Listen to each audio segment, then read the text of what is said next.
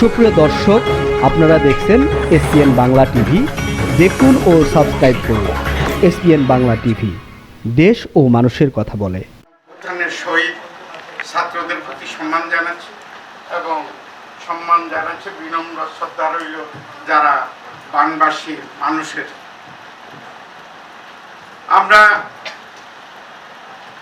বেশি আমি ওই দিকে যাব না, আমি শুধু সাহিত্য নিয়ে দু একটি কথা বলবো। আমাদের আজকের এই দাবি হলো আমরা বৈষম্য বৃদ্ধি, আমরা সাহিত্য চাই, সাহিত্য অঙ্গন চাই। আপনারা জানেন কিছুদিন আগে আমাদের জাতীয় শামীম রুমিকে চাই, এটা আমাদের স্পষ্ট। আমরা বাংলা একাডেমিতে শামীম রুমির মতো আমরা ব্যক্তিত্বকে চাই। যেহেতু পুস্তক প্রকাশনা সমিতি যেহেতু শামীম রুমিকে দিয়ে এই সংস্থাকে আলোকিত করেছে, আমরা ঠিক কবিতা জাতীয় পরিষদ এবং বাংলা একাডেমিতে আমরা আলোকিত করতে চাই। বৈষম্য শুধু আপনার রাষ্ট্রে না, বৈষম্য আমাদের আজকে প্রকাশক সমিতিতেও আছে। আমার প্রায় 30টা বই। আজকে আমরা এখানে এসেছি, প্রকাশকদের সাথে আমাদের পরিচয় হবে। আমরা এখন প্রকাশক শিখব, আমাদের বই দিব। কারণ দেখেন, আমি একটা বই যখন করি, প্রকাশক সাহেব আমার থেকে অগ্রিম টাকা নিয়ে দিবে। অগ্রিম টাকা নেওয়ার পরেও আমার যদি আমি বলি আমার 1500 বই আপনার করতে হবে, আমাকে দিবে 400 বই, আমার একটা বই রাখা। আবার ওই বই আমি যখন বিক্রি করতে ওনাকে দিই, আমি টাকা পাই। বৈষম্য আমার প্রকাশন এবং বিক্রয়ও আছে। আমি রুমিকে দিয়ে ওই বৈষম্য আমি দূর করতে। তো যাই হোক, আজকে কিছু বলবো না। আমরা শীঘ্রই আমরা জাতীয় কবিতা পরিষদে আমরা শামীম রুমিকে দেখতে চাই। এই জন্য আমরা আরো একটি অনুষ্ঠান করব। আজকে এটা 16 ঘন্টার একটা অনুষ্ঠানে কবিতার ছন্দে আমরা শহীদ এবং বাংলাবাসীদের আমরা স্মরণ করছি। আমরা বাংলা একাডেমি এবং ওই যে জাতীয় কবিতা পরিষদ, এটা কবিদের প্রাণ। আমরা ওটাকে বৈষম্য মুক্ত করতে হবে। দীর্ঘদিন থেকে আমি কবি ভবনের জন্য, জাতীয় কবি ভবনের জন্য আমি আন্দোলন করে আসছি। বিগত সরকার 16 বছরও করেনি। আমায় নিজেই আমার ফেনীতে একটা আমি কবিদের জন্য একটা কবি ভবন করেছি, একটা কবি নিবাস করেছি কবিদের জন্য। এখন যখন শামীম রুমি আছে, আমরা জাতীয় কবিতা পরিষদ, ওই যে জাতীয় কবি ভবন আমরা বাংলা একাডেমিতেই করবই। এটা আমাদের, আমরা কবিতা কোথাও যাইতে পারি না। আজকে শামীম রুমি ভাই আমাদের এটা উন্মুক্ত করে দিয়েছেন, অসংখ্য ধন্যবাদ কবিতা শামীম। তাই আমরা বাংলা একাডেমিতে একটা জাতীয় কবিতা ভবন করতে চাই, যেটা সারা বাংলাদেশে অবহেলিত কবিরা ওইখানে বসে কবিতা লিখতে পারে।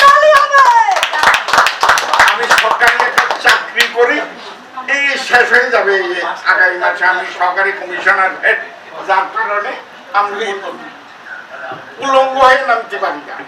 সরকারি একটা কথা আগামী মাসেই দেখবেন আমার হয়তো রিটায়ারের পরে এটা নিয়ে আমার জীবন দিয়ে দিব। কবিতা ভবন হইতে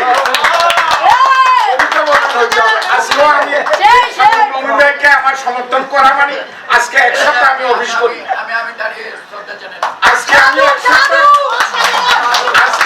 এক সপ্তাহ কোনো অফিস করি না, শুধু শামীম ভাইকে উদ্বুদ্ধ করার জন্য কোন সরকারি কাজে। তো কবি ভাইরা, আমরা আরো অনুষ্ঠান করব। আপনাদের যারা যারা এখানে আমরা অনুষ্ঠান করব, কারণ প্রকাশকদের সাথে কবিদের একটা আত্মার সম্পর্ক হবে। আমরা আর বইতে ঠক খাবো না ইনশাআল্লাহ।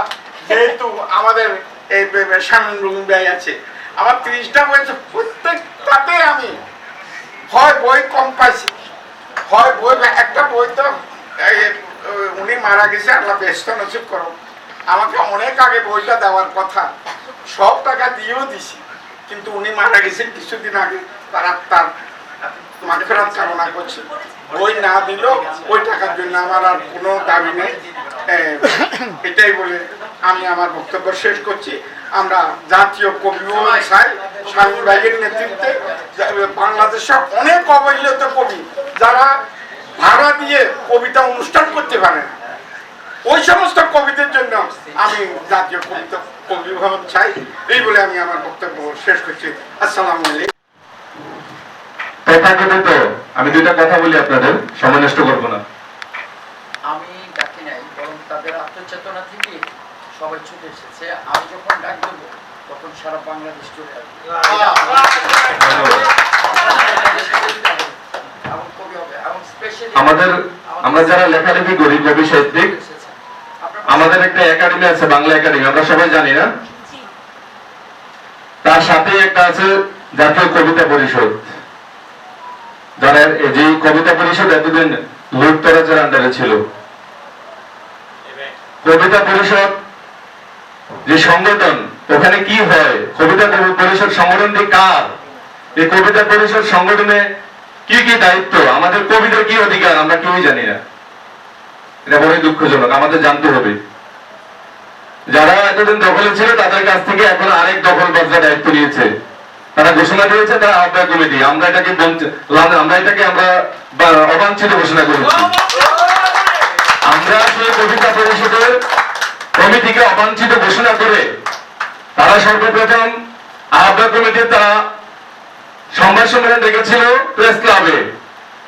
আমরা ফেসবুকে পোস্ট করে তাদেরকে অবাঞ্ছিত ঘোষণা করার পর আমরা যখন বলেছি অবস্থান নেব, তখন তারা স্থান পরিবর্তন করে সাগরভূমি অডিটোরিয়ামে তারা চলে গেছে। আমরা সেখানে গিয়ে উপস্থিত হই, উপস্থিত হওয়ার তাদেরকে আমরা বিভিন্ন প্রশ্নের সম্মুখীন করি। তারা আমাদের প্রশ্নগুলো আমলে নেয়নি, বরঞ্চ আমাদের উপর ক্ষিপ্ত হয়ে আমাদের যে দাবিগুলো ছিল সেই তিনটে আমি আগে বলে নেই। আমাদের প্রথম দাবি ছিল 64 জেলা থেকে, প্রত্যেকটি জেলা থেকে কবি সাহিত্যিক জাতীয় কবিতা মঞ্চের কমিটিতে অন্তর্ভুক্ত করতে হবে। কবিদেরকে, সাধারণ কবিদেরকে জাতীয় কবিতা পরিষদের প্ল্যাটফর্মে কথা বলার অধিকার দিতে হবে এবং 10,000 কবি সাহিত্যিকের সদস্যপদ দিতে হবে। এই তিনটাই ছিল আমাদের দাবি। আমাদের কোনো চেয়ার দাবি ছিল না, আমাদের কোনো পদ পদবি দাবি ছিল না। তারা আমাদের এই দাবিগুলো প্রত্যাখ্যান করেছে।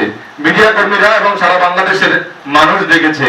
আমাদেরকে তারা লাঞ্ছিত করেছে, তারা আমাদের গায়ে হাত তুলেছে, আমাদেরকে গাড় ধরে ওখান থেকে বের করে দেওয়ার পরিক্রমা তারা করেছে। আমরা সংখ্যায় ছিলাম মাত্র 7 জন। সেখানে আমাদের সামনে ছিল আমাদের স্বামী টিটন ভাই। আমাদের চোখ দিয়ে পানি ঝরেছে, তাও আমরা কিন্তু পিছু হটিনি।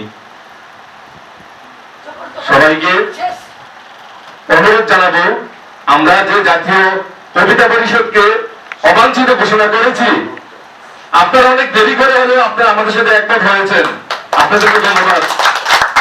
আপনারা একসাথে থাকবেন।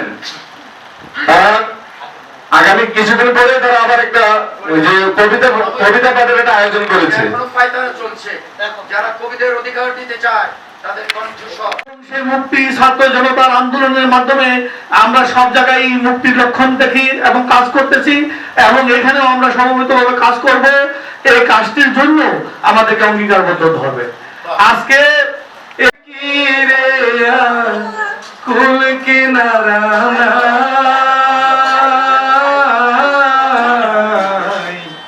কুল কিনারা ও নদী কুল কিনারা। ধন্যবাদ। আমি শাহিন ভাইয়ের কাছে অনুরোধ করবো, আমরা এখানে অনুষ্ঠান করব, আমাদের গানের অনুষ্ঠানের জন্য অনুমতি দেওয়ার জন্য। ইনশাআল্লাহ। ধন্যবাদ। আসসালামু আলাইকুম সবাইকে।